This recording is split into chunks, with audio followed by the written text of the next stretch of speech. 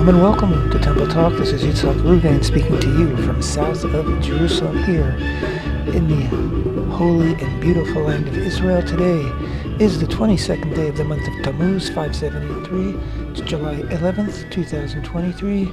This coming Shabbat we conclude the book of Numbers, the book of Bamidbar, with a double parsha, a double portion of Matot-Masei, beginning with Numbers chapter 30, verse 2, concluding chapter 36, verse 13. This coming Shabbat is Shabbat Mavarchi, meaning it's the Shabbat that we say a special tefillah, a special prayer, commemorating and reminding us that Rosh Chodesh is coming up during the week. And in this case, it's Rosh Chodesh Av, Tuesday evening, Rosh Chodesh Av. And of course, we are in the middle of the 3 weeks known as Bein, HaMeitzarim, between the straits, between the narrow places, taken from a verse from the book of Lamentations, which of course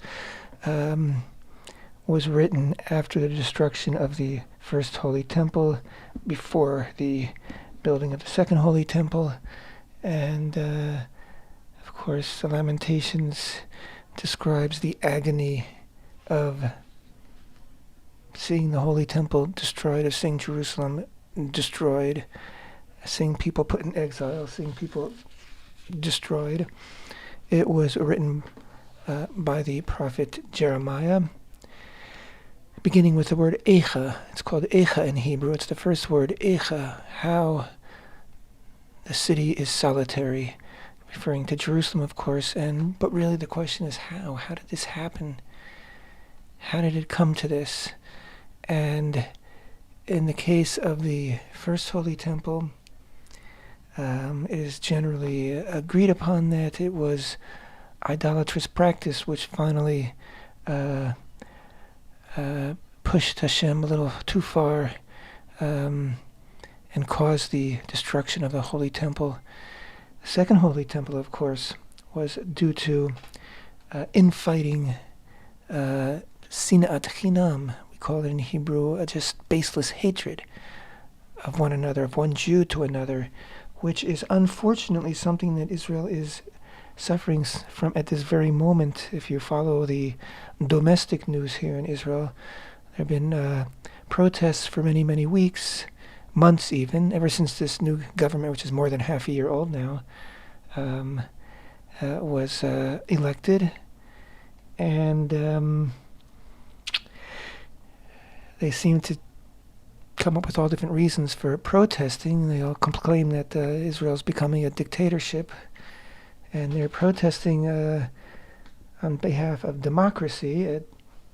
When we see what they say and what they do, it doesn't really add up. I don't think it's democracy that they're protesting for. I don't think it's against the particular legislation that the government is pushing through that they're protesting against. I think they just are not happy with the results of the election, and so they're protesting, right? What's happened to democracy in today's world? The losers don't like it, and they protest, and they claim it's not legitimate, and they claim the people who have won the election are not fit to be in office. And even if they're not fit to be in office, friends, that's why we have elections, so you can vote for the people you do think are fit to be in office. In any case, it's very unpleasant, the things that we're hearing from, I think, a very small minority, vocal and powerful minority in the population here. But it's very unpleasant, very disturbing, and God willing, we will get through this and get past all these senseless protests. And we all should be focusing on what really is for the benefit of this nation, and that is that we all do Hashem's will in our own way, everybody in their own way, and that we all think about what Hashem really wants from us, which of course is to be humble and to seek justice and to be righteous and to build for Hashem a house, a place for His presence to dwell on this earth. During these 3 weeks, which have been an institution ever since the destruction of the Second Temple, 3 weeks of mourning, and of course for hundreds, nearly 2,000 years, they were really an expression of pain, anguish, and to a great extent a sense of helplessness. Like what are we going to do? We're in exile. We're in Yemen, we're in Poland, we're in Morocco, we're in Iraq, we're in Russia, we're in England, we're in America. What are we going to do? How is it going to ever happen? How are we going to get the temple back? So, different ideas came into our vocabulary. There's a heaven, the temple will just come down from heaven, fully built, a gift from Hashem, or that we have to wait for Moshiach, the Messiah, to come, because only he is capable of building the temple. But there's really no source in our literature, in our tradition, for those ideas, and they were, I think, very foreign ideas that were adopted because of this painful sense of helplessness. But we're helpless no more. We live in an amazing, unique time, a prophetic time of incredible potential to do right, to do good, to correct, to fix what's broken. And one of the things that we have the ability to fix is our broken holy temple. It's not easy. It's not simple. There's all sorts of obstacles, all sorts of problems. I mentioned a big problem just a few minutes ago, and that is our own internal dissension. And of course, there's the other nations in the world. Really the very easiest things are the actual physical things. The vessels, all the implements, the sacred implements, which the Temple Institute has already recreated. And of course, we're working on producing the ashes of the red heifer, which, by hook or by crook, we'll get there. It's going to happen sooner or later, hopefully sooner. And, people say, how long will it take to build? Or when will it be built? When will it be built? It won't take too long to build something. It depends how grandiose we want to start out. But with modern construction and with a will, it can be built very quickly. And in fact, the first thing that needs to be built is an altar, a mizbeach, because we can begin to perform the offerings even before the actual temple, the actual sanctuary is built. Precedent was set at the beginning of the Second Temple, when the first thing they built was the altar. And so the only obstacles really are ourselves and one another. How about we put it that way? One another meaning all the different nations in the world, and everybody with their own, every nation with its own agenda and religions. And I personally think that all these things can and will be worked out. I personally think that the Holy Temple will be built in peace, not in war, not in conflict. I think this is what our prophets have prophesied when Haggai says, in this place I will establish peace.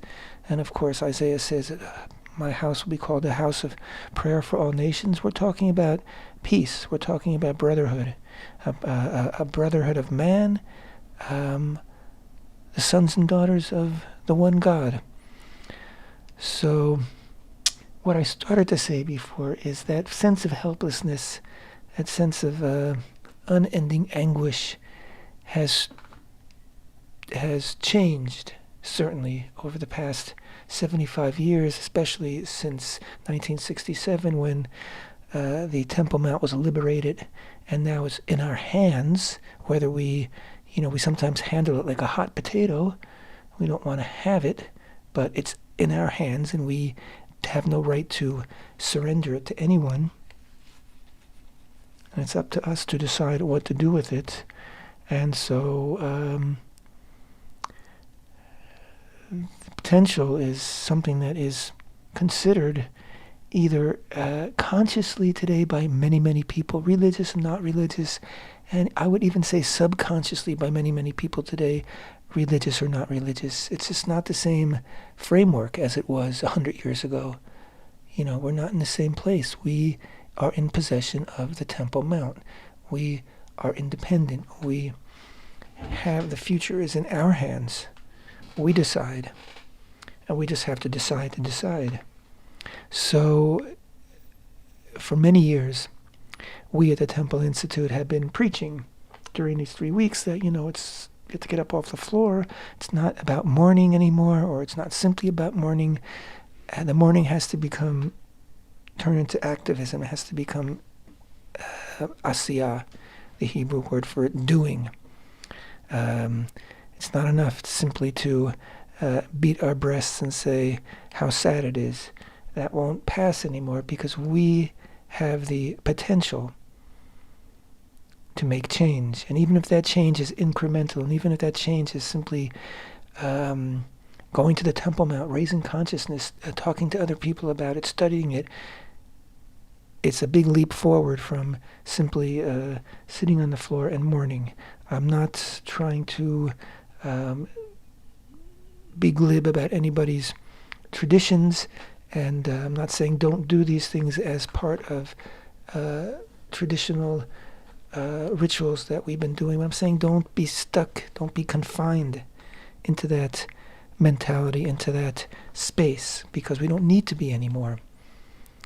And as our sages have said, a generation which is not a generation that is building the Holy Temple is a generation that is witnessing or being complicit in its destruction. And we don't want that. So, yes, big obstacles still lay before us, but it's no excuse for passivity. It's no excuse for kicking the can down the road.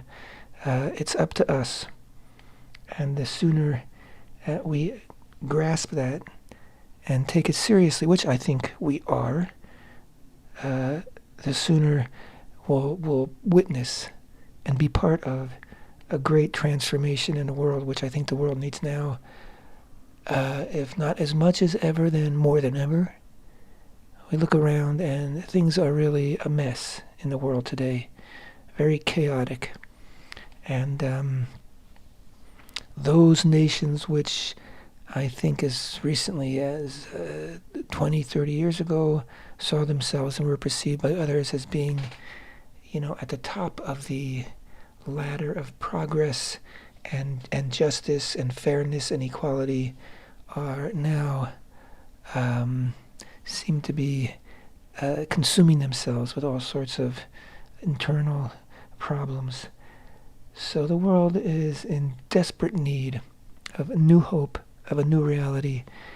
And I personally believe that the Holy Temple, which is not simply a building, just like the tabernacle wasn't simply a building, but it's a place where Hashem's presence rests, and a place toward which we can all draw near and bask as brothers and sisters in Hashem's presence. And there's no demand that we all read from the same prayer book, but we share. There's one God, and we share that God. And the place that we can share that God most completely, most fruitfully, with the most joy, is in the Holy Temple. So, again, once upon a time, we stressed, we preached that, we have to stop with the mourning for mourning's sake and take ourselves seriously and take Hashem's command/request that we make for Him a sanctuary seriously. And I say command/request because God can't make us make Him a sanctuary. God could, I suppose, make for Himself a sanctuary if that was the point of the commandment. But the point of the commandment is not a sanctuary for a sanctuary's sake. The first point of the commandment is that we make for Hashem a sanctuary. Yes, in our hearts, as people like to say, of course, but also in the heart of the world, in the heart of civilization, in the heart of humanity, which is Jerusalem on the Temple Mount. We also need to make a place, a space for Hashem to dwell. We have to give a little bit of ourselves toward Hashem's aspirations, to be our partner here on earth, and to fill our lives with His presence in an intimate way that is diminished when there is no holy temple.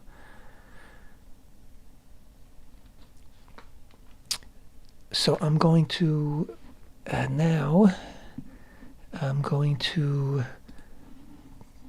speak a little bit about Matot-Masei, which is a double portion. There's two different parshiot here, two different reading portions. The first one is called Matot, which in this context means tribes, even though Matet means a staff. And so it says Moshe spoke to the heads of the tribes. Vayedaber Moshe el Rashi HaMatot Livnei Yisrael.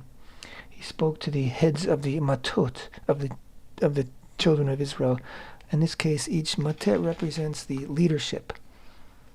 A Mateh, a staff, represents in the Torah the person in charge. And so he's speaking to the 12 heads of the tribes. And the second parsha, Matot-Masei, is of course Masei, which actually begins chapter 33, verse 1.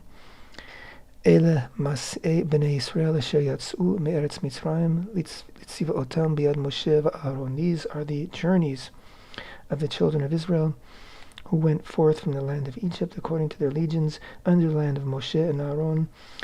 Masei, a masa is a journey, and Masei is a plural form of journey. I don't know the actual grammatical name for it, but Masei b'nei Yisrael, the journeys of the children of Israel. And the Torah in the beginning of Masei goes on to list 42 different places, 42 different stations that Israel camped in throughout the 40 years in the wilderness. And it happens that 42 is a very significant number in Jewish tradition. It's a mystical number. It appears in all different formulations, and it is a number that has tremendous spiritual power. And if we understand it, and there's much that we can draw and derive from it, but let it be said that in the number 42, there's a certain completeness, and a certain rising up from level to level. And so Israel, throughout these 40 years in the wilderness and 42 places, basically lifted themselves up from slavery in Egypt to what will be freedom in the land of Israel. And I believe it was the Baal Shem Tov. The Baal Shem Tov, who was the 17th century originator of Hasidut, right? You see Hasidim these days, and I guess the most famous internationally are Chabad, Lubavitch. They are Hasidim, and they all derive from the Baal Shem Tov, who lived some close to 300 to 400 years ago. And he said that concerning these 42 stations in the wilderness, he said, we also have 42 stations in our lives. As we were born and we grow, we are lifting ourselves up from birth right up through our final days into the next stage of life after death. And those 42 stations along the way are all 42 plateaus, let's say, in which we've reached a higher level, and in order to work again toward the next higher level. So those are the 42 stations. Now, we are coming to the end of Numbers. Double reading brings us right to the end of the book. Next week, we begin reading the book of Devarim, Deuteronomy. And so, with the conclusion of the book of Numbers, basically we've concluded Israel's 40 years in the wilderness. And the next book, Deuteronomy, are the actual final 37 days of Israel's time in the wilderness, those 37 days over which Moshe addresses the people, his final address, before he goes up to Mount Nebo and looks into the land that he will not enter himself, and is made to sleep with his fathers. Moshe dies, and that is the conclusion of the book of Deuteronomy. Excuse me for that. I should have said spoiler alert ahead of time, but I think we're probably all pretty familiar with the story. But it doesn't make it any less dramatic to me each year. It's been a bumpy ride, these 40 years in the wilderness. And in fact, the book of Numbers, as we've discussed before, basically focuses the first half of the book, more or less, on even more than the half of the book, on the first 2 years in the wilderness. And then it skips really to the final year in the wilderness. But so I think it's safe to say that all those middle years that we read almost nothing about, I would have to surmise that nothing of import for generations to come took place during those years. Otherwise, it would be reported. So the first 2 years, I would say the first year was, very bumpy. The second year became very chaotic. And the final year had its ups and downs, a lot of action, wars. And in this book reading of Matot, we read about Israel goes to war against Midian. Now, Midian was the nation of the prophet Bilam, and Moshe gets instructions. In chapter 31, verse 1, Hashem spoke to Moshe, saying, "Take vengeance for the children of Israel against the Midianites. Afterwards you will be gathered into your people." So again, Moshe is being told by Hashem that he's about to die, but he's giving him one last task to do before dying. And Hashem keeps giving him one last thing to do, which I would imagine that Moshe is grateful to have, because he wants only what's good for his people, and he wants to do as much as he can to prepare them for entering into the land. And that one last thing, in this case, is to wage war against Midian. And so Moshe does that. He has each of the 12 tribes. They draft basically 1,000 soldiers. So they have an army of 12,000 soldiers, and those soldiers are led into battle by Pinchas.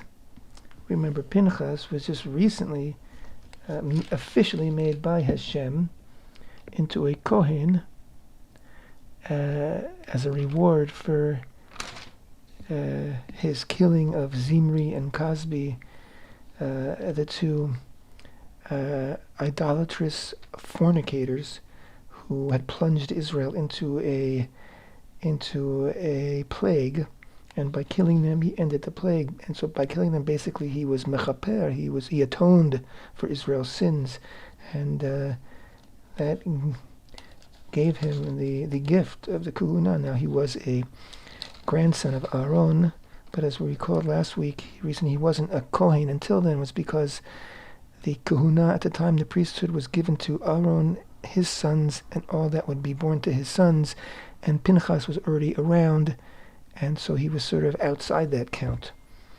but now he's officially been made a Kohen, and he's told by Moshe to lead Israel into battle, and he's told to bring with him the sacred vessels.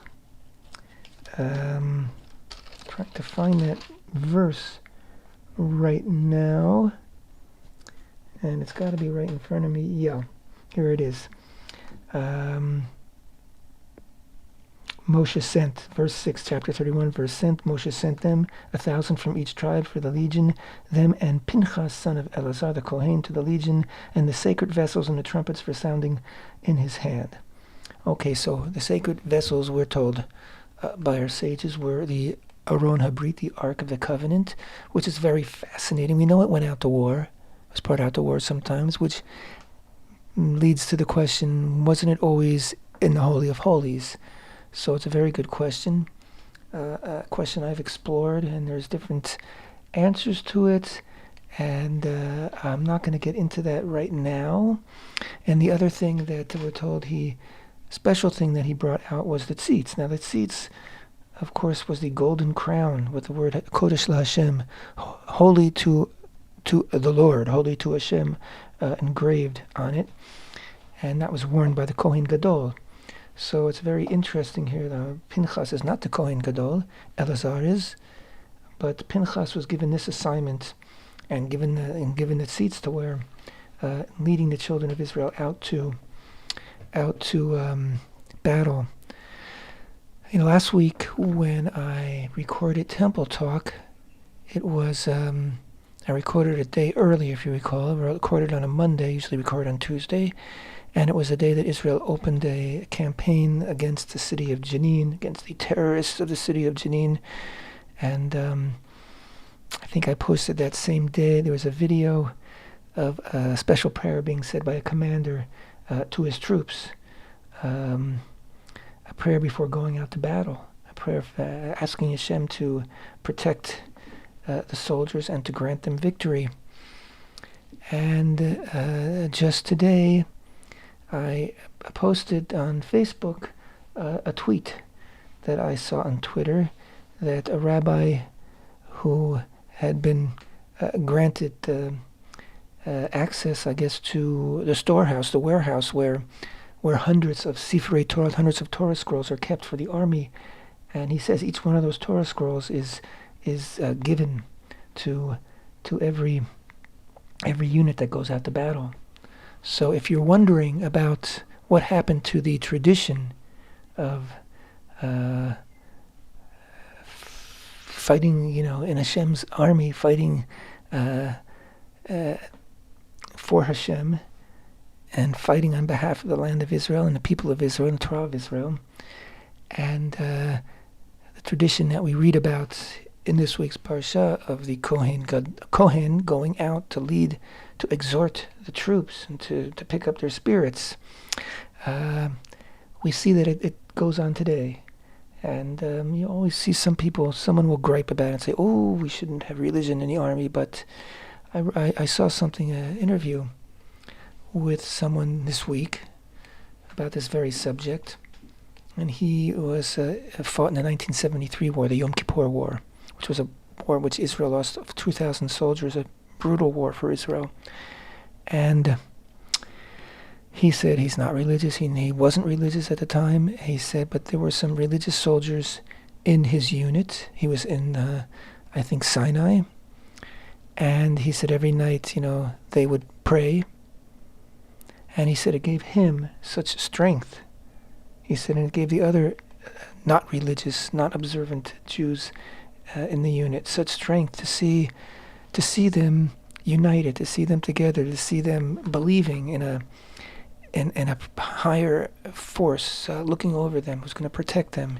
He said it was a tremendous source of inspiration and strength.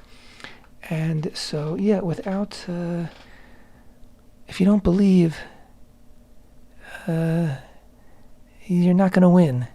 You have to believe in your cause, and ultimately, your cause is either going to be lined up with Hashem's cause or it's not. So if you are fortunate enough that your cause is also Hashem's cause, then believe in it, pray for it, work for it. So this tradition, I personally think, is a very beautiful, a very amazing tradition, and kudos to the IDF, to the Israeli Defense Forces, for maintaining this tradition, this thousands-year-old tradition.